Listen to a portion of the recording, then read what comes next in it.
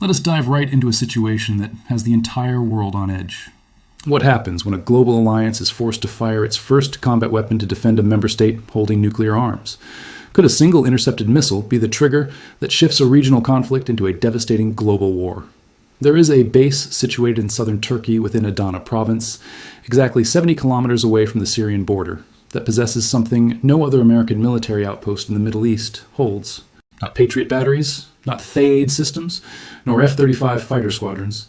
Something that alters the nature of every strategic calculation inside every war room within every capital on Earth the very moment it becomes a target.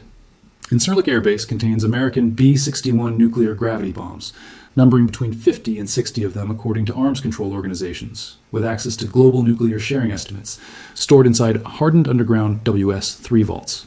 They are part of a nuclear sharing arrangement, the exact doctrine under which American nuclear weapons are prepositioned within allied nations, so that allied aircraft could deliver them during a nuclear war scenario. The B-61s at Incirlik have remained there since the Cold War. They survived the 2016 Turkish coup attempt, during which Turkey temporarily severed power to the installation and entirely blocked American aircraft from successfully flying. They have survived every single regional crisis since. On Wednesday, March 4th, 2026, an Iranian ballistic missile, specifically a medium-range Fateh 110 variant, crossed Iraq, crossed Syria, entered the eastern Mediterranean, and headed straight toward Turkish airspace in the general direction of Incirlik. The Global Alliance on Wednesday shot down a ballistic missile launched from Iran and headed directly toward Turkish airspace, marking the first time the coalition stepped in to formally defend a member state since the coalition partners began attacking the capital last week. The very first time in history. Not the first time the alliance has shot down a missile during a routine training exercise. Not the first time the coalition has deployed air defense assets to defend a member state simply as a deterrent. The absolute first time the 32-nation alliance, whose Article 5 collective defense commitment has been the foundational guarantee of European security since 1949, has fired a weapon in active combat to defend a member nation from an incoming attack. Local officials quickly stated that their nation was not a direct target of the strike. We genuinely believe it aimed at a base in neighboring Cyprus, but simply veered off course, the official stated, strongly wishing to remain strictly anonymous. Aimed at a base in neighboring Cyprus, or deliberately aimed at Incirlik. The national officials provided one specific explanation strictly on background. The alliance published its formal condemnation without explicitly specifying the intended target, and the attacking nation has not yet commented. However, the specific geometry of the trajectory, crossing two regional countries, entering the eastern Mediterranean at a sharp angle that interceptors from an allied destroyer in the Mediterranean successfully engaged, is the undeniable trajectory of a missile that absolutely knew exactly where it was going. A projectile that accidentally veered off course does not travel across three sovereign countries in a precisely calculated arc and then suddenly just miss. A missile that was purposely aimed at Incirlik, the base that actively hosts American B-61 nuclear weapons, the facility whose complete destruction would represent the single most consequential military strike against Allied infrastructure since World War II, would be intercepted exactly as this specific missile was cleanly intercepted. A deliberate foreign strike on a base such as Incirlik would basically amount to a direct confrontation with a coalition member that maintains one of the alliance's largest militaries, stated a senior regional analyst at a prominent international institute for defense and global security studies. That significantly raises the severe risk of this tipping from a regional war into a far wider international crisis, not just purely rhetorically, but strictly operationally, because it would quickly create immediate pressure for a collective Allied response and for the host nation to heavily retaliate.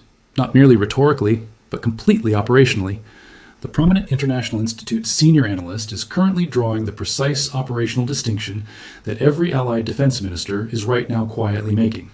The massive difference between a missile that was aimed at Cyprus and missed the mainland, and a missile that was aimed at Incirlik and was successfully stopped. Understanding the true intent behind this strike changes absolutely everything.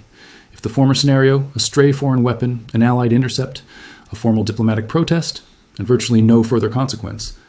If the latter scenario, the foreign military targeted the Alliance's nuclear weapons storage facility in the country, and the Alliance forces shot it down. And the very next incoming missile, if it eventually comes, might not be successfully intercepted. The Defense Secretary publicly stated at the headquarters that the military was fully aware of the apparent thwarted foreign attempt to target the nation, but that he definitely did not expect the alarming incident to prompt the host country to trigger the alliance's collective defense clause. There is absolutely no sense that it would trigger anything like Article 5, the top defense official definitively stated, No sense whatsoever that it would trigger Article 5. The exact same defense chief who repeatedly said the primary goal is not at all regime change. The exact same defense chief who previously said the remote facility where 6 service members tragically died in a shipping container was heavily fortified. The exact same defense chief who confidently said the nation is winning decisively and devastatingly and completely without mercy, while the alliance was simultaneously firing its first combat intercept. In history, to completely stop a foreign missile from reaching a base where American nuclear bombs are stored. The primary source document today identifies the alliance dimension as the critical moment where the war's vast geography, already covering 11 countries, 3 oceans, and 2 hemispheres of massive economic consequence, forcefully crosses the dangerous threshold that every single war game, every deterrence model, and every alliance commitment in the post-World War II international system was explicitly designed to make completely uncrossable. The alliance's Article 5 clearly states that an armed attack on one member is an attack on all. A foreign adversary fired a ballistic missile directly at an allied member state.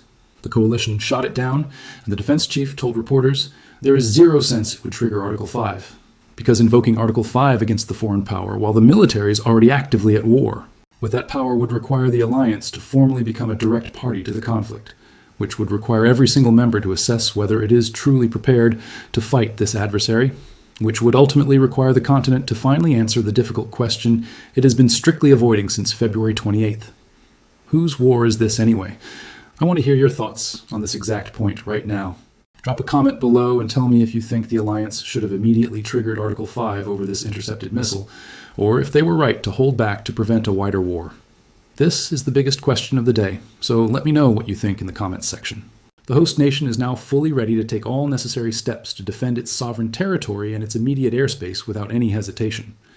A leading national communications official stated that necessary responses will be firmly given within the established framework of international law to any hostile actions that might be encountered, purely within the framework of international law and not at all within the framework of the alliance's Article 5.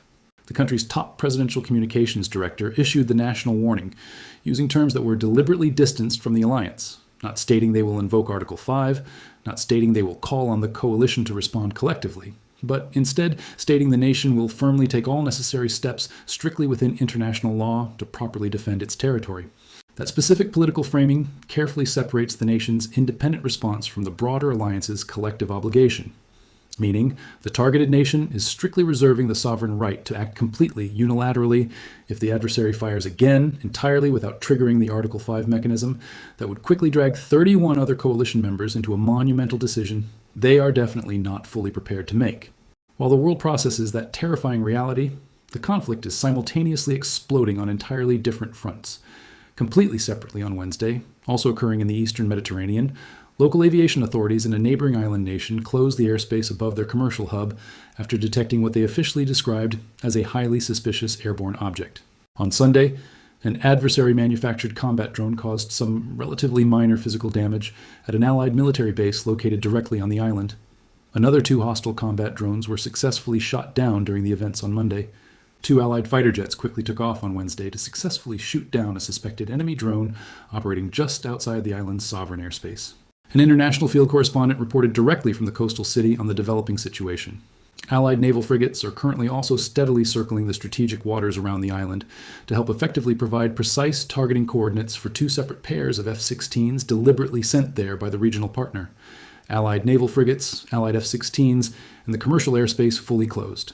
The regional Allied military base located on the island, whose dedicated personnel the top government leader, who recently said he absolutely does not believe in enforced regime change from the skies, officially approved for broader coalition operational use, has essentially been struck by enemy drones exactly 3 times in just 6 days.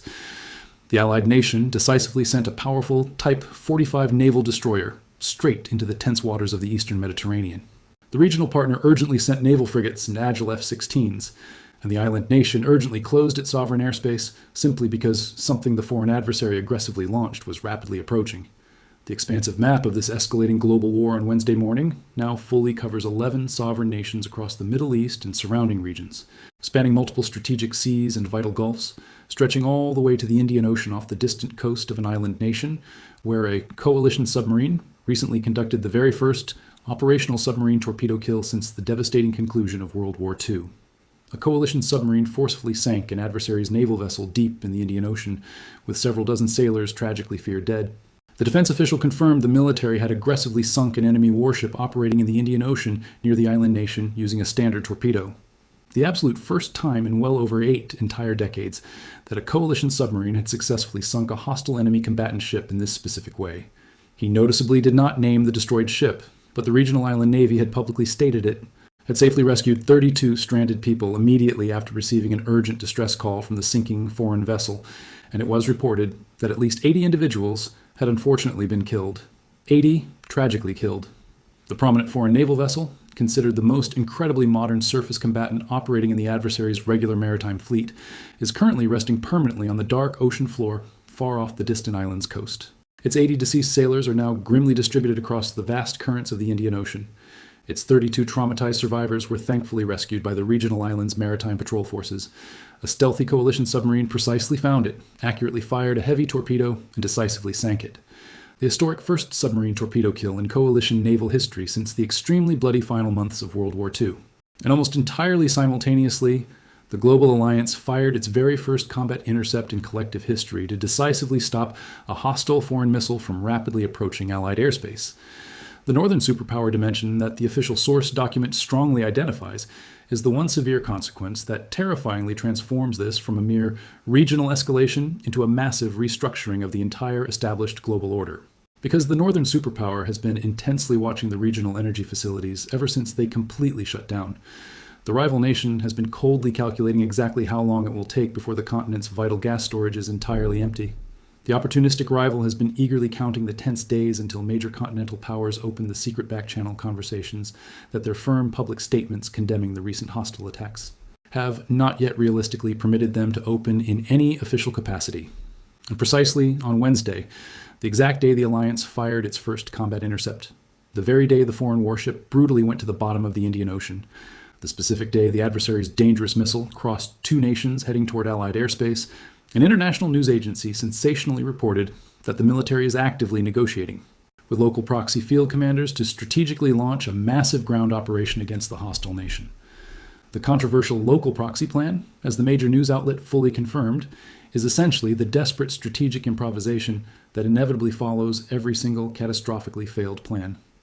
The exact same flawed strategy that tragically produced the 1991 regional uprisings that the coalition heavily encouraged and then shockingly abandoned when the local dictator brutally crushed it while Allied military forces silently watched. There is one specific crucial sentence from the Alliance's top Secretary General, officially published on the coalition's main website within 2 brief hours of the host nation's defense ministry publicly confirming the successful intercept, that definitely contains the single most consequential diplomatic ambiguity in the entire 77-year history of the powerful alliance. All of this brings us to the incredibly fragile diplomatic tightrope the global alliance is currently walking. The alliance's chief official spokesperson clearly stated that they strongly condemn the foreign adversary's blatant targeting of our partner nation. The coalition stands incredibly firmly with all our democratic allies, completely including the targeted host nation, as the aggressive foreign power stubbornly continues its highly indiscriminate military attacks across the entire volatile region. The powerful alliance stands firmly. Not that the coalition urgently activates Article 5, not that the coalition formally declares collective defense. The alliance stands firmly, which is exactly the exceptionally cautious diplomatic language of a powerful coalition that has been deeply provoked into executing its very first active combat intercept. A coalition whose top spokesman has forcefully condemned the brazen attack, whose chief secretary general has repeatedly called it entirely unacceptable, and whose 32 nervous members are right now locked in desperate emergency consultations about what standing firmly actually means when the very next hostile foreign missile inevitably arrives and is unfortunately not successfully intercepted. The specific nuclear-based dimension is the one terrifying reality that makes simply standing firmly completely insufficient as a viable long-term policy. Because that specific installation is absolutely not just another standard base heavily populated with Allied military personnel and expensive combat aircraft. It is actually a highly sensitive nuclear weapons storage facility located deep inside a sovereign Allied member country. The literal physical embodiment of the overarching global superpower's solemn nuclear guarantee to the entire European continent. The highly destructive hardware that definitively makes the Alliance's ultimate nuclear deterrent terrifyingly real, rather than just purely theoretical. If the aggressive foreign nation was truly targeting that specific installation, If the deadly missile's precise trajectory was intentionally aimed at the hardened base rather than simply straying from an island-bound flight path, then the hostile power deliberately fired a heavy ballistic missile directly at Allied nuclear weapons securely stored inside a coalition country. And the global alliance successfully shot it down. And the top defense official surprisingly said there is zero sense of invoking Article 5. The alliance's top secretary general publicly described the alarming missile strike as completely unacceptable and representing a severe direct threat to overarching coalition security, heavily reiterating the alliance's absolute readiness to fiercely defend all its loyal members. However, he carefully clarified that Article 5, the coalition's ultimate collective defense clause, had definitely not been officially invoked because the isolated attack did not actually constitute a massive, full-scale armed assault requiring immediate unanimous activation. It simply did not constitute a massive full-scale armed assault. That highly controversial legal assessment, rapidly made in absolute real time under immense international pressure without the typical agonizing weeks of careful deliberation that Article 5 invocation normally strictly requires, is the exact assessment that the adversary's top military planners are right now aggressively studying with the exact same intense scrutiny that Allied military planners are currently studying the foreign nation's highly decentralized military command structure. Because that incredibly revealing public assessment effectively tells the hostile adversary exactly where the invisible red line threshold actually is. A single rogue ballistic missile being successfully intercepted is officially deemed far below the critical Article 5 collective activation threshold. A massive, terrifying salvo of heavy ballistic missiles, some of which inevitably penetrate the defensive shield, is undeniably far above it. And the hostile foreign power completely knows from the brutal exchange ratios recorded over the past 6 days that heavily saturating an advanced defense system until something deadly finally gets through is absolutely not just some theoretical military capability. It is the exact deadly operational doctrine that has unfortunately already killed 6 Allied service members trapped in a remote shipping container, completely destroyed a vital air defense battery, directly struck the regional naval fleet headquarters, severely hit a major diplomatic embassy in a neighboring kingdom, and successfully put a hostile enemy missile straight into the volatile eastern Mediterranean. The highly controversial radical leadership succession dimension fully completes the incredibly grim overarching picture of Day 6's rapidly deteriorating strategic landscape. Because if the hostile nation's very next supreme leader is actually the recently deceased supreme leader's radical son, every single strategic calculation the coalition previously made about the post-regime landscape immediately becomes completely and utterly irrelevant. The adversary's elite National Assembly of governing experts has controversially elected the former ruler's extremist son as the powerful next supreme leader, acting entirely under immense coercive pressure from the nation's fanatical revolutionary military guards. Deeply embedded local sources securely told an independent international news outlet which reliably broadcasts its detailed reports entirely in English. The new 55-year-old leader possesses a deep extremist intelligence background and is considered his father's closest radical ideological heir. He is absolutely not a moderate political reformer, nor a technocratic pragmatist remotely open to any Allied diplomatic negotiation, but rather a dangerous man who has spent his entire adult life buried deeply inside the radical military's dark intelligence apparatus, the exact same covert apparatus that is right now ruthlessly executing his late father's explicitly pre-authorized operational attack plan against Allied military assets scattered across 11 different countries. A prominent Allied political figure recently bragged the initial decapitation attack was so incredibly successful it effectively knocked out all the moderate leadership candidates on the coalition's preferred list for who would reasonably come next. However, the radical new son was definitely not anywhere on that optimistic list. He luckily survived the initial strike simply because he was historically not prominent or visible enough to actually be placed on any high-priority kinetic targeting list.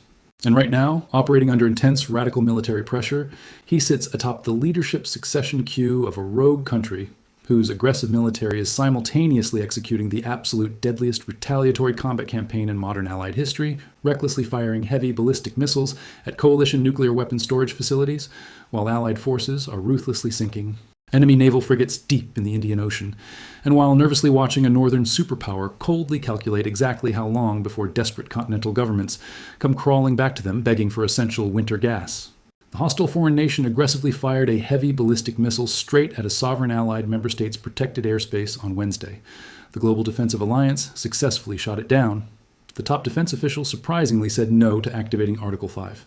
The extremist heir is now the rogue nation's powerful next supreme leader, installed under intense radical military pressure. A stealthy Allied submarine brutally sank a hostile enemy warship, tragically killing 80 young sailors near a distant island nation. The very first combat submarine torpedo kill since the devastating end of World War II.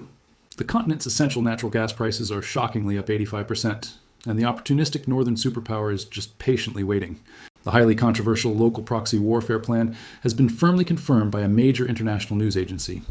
And the global superpower insists it is winning this conflict decisively, utterly devastatingly, and completely without an ounce of mercy. This is heavily according to the top defense chief, who previously also stubbornly said the remote facility where 6 Allied soldiers tragically died, trapped inside a metal shipping container, was supposedly well fortified.